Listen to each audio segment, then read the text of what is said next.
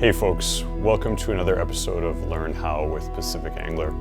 Today we've got a basic video. We're going to look at how to set up a fly rod, specifically how to set up a floating line with a tapered leader and with a loop. The loop has become a standard in fly fishing.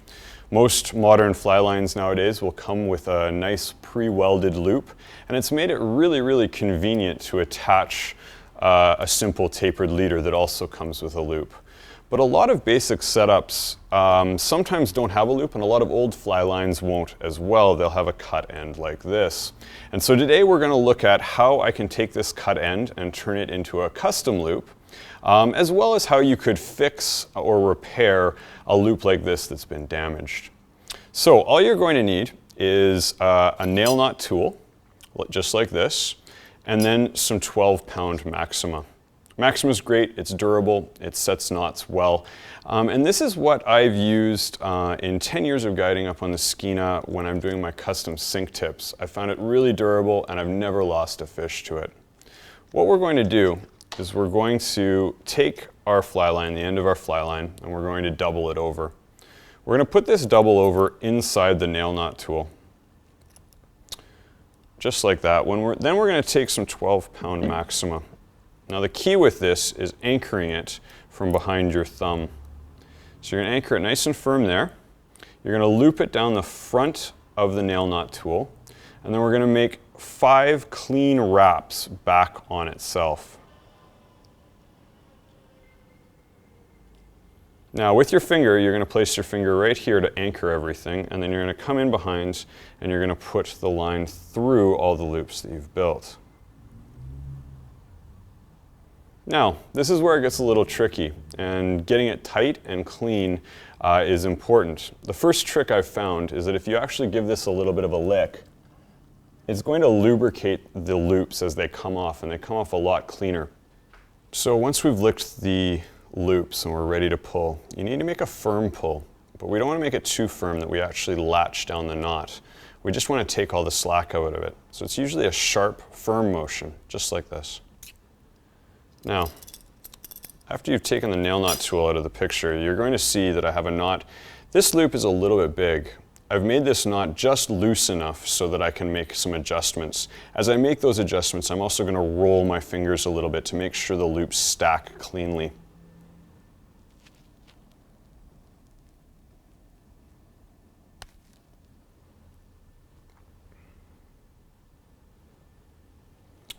Now we've got the size that we like, nice and small. You want it just big enough so you can pass line through it, but not too big that it's going to get in the way of rod tips or catch on other line.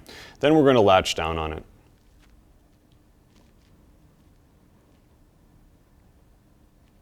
If you noticed, as I pulled there, I gave it a roll in my fingers. That's going to again help those loops seat themselves cleanly and not have any bumps or ridges.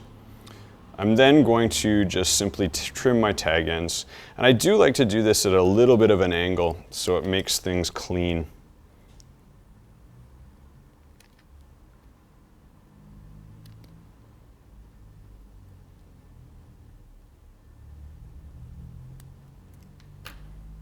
So now we have a nice clean custom loop ready to be looped onto a tapered leader. Now, how we do this is also something that beginners sometimes make a mistake with.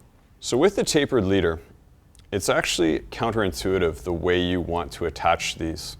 The common sense way would be to pass the loop through our fly line loop and then pull the entire tapered leader through this way. Funnily enough, this is wrong. It's going to end up seating the leader at a funny angle, and it's going to always usually land at a 90-degree angle when we're casting, which is obviously not ideal. And it's also, I'll just show you guys here, going to sit really poorly. It puts a twist in that leader, and funnily enough, you'll find it actually usually breaks at this point if it's caught on something. So the proper way to do it is the reverse.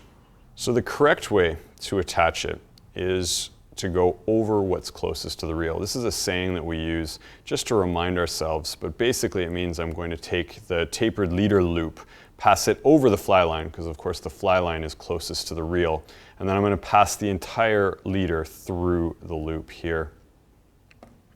This is going to allow things to seat really cleanly, like two hands sort of coupling. It's going to allow for a much straighter connection that when you cast is going to lay well, and we don't have that weird twist that happens when you do it the opposite direction. Now, that's how we attach two loops together. It's fairly simple, fairly basic, but you will be shocked at how many people do this the wrong way. Hopefully, now that you've learned this, you're going to be able to fix your own leaders that may be broken. You can take that old fly line that doesn't have a loop, put a nice custom loop on it, and then make sure you connect them right so when your cast lays, it's going to be perfectly straight. If you have any questions on the video you saw today, please visit us at the shop in Vancouver or visit our website at www.pacificangler.ca.